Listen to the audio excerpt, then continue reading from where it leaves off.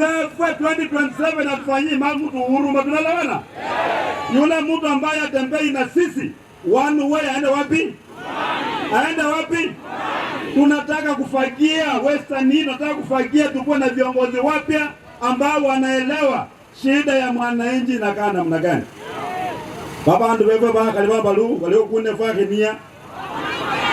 Wakanga wewe zake nia, si ndio?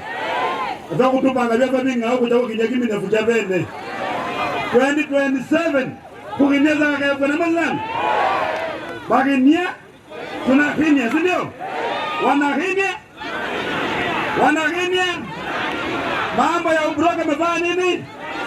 Ubroka mefanya nini? Bandu wewe ezana ngenda kwa maana mwita muri zangala kula isana. Sikila nye rutale karekeja mnatembea kama mazinanu. Na mimi nimemwambia wakati huu Western hakuna sauti mbili, sauti ni moja. Yule anataka kupanga maneno Western lazima apange na natembea ama namna gani? Na mimi najua vile serikali inaongozwa. Mimi nimekuwa PC miaka mingi. Nilianza nikikuwa DO, nikakuwa DC, nikakuwa county commissioner, nikakuwa PC.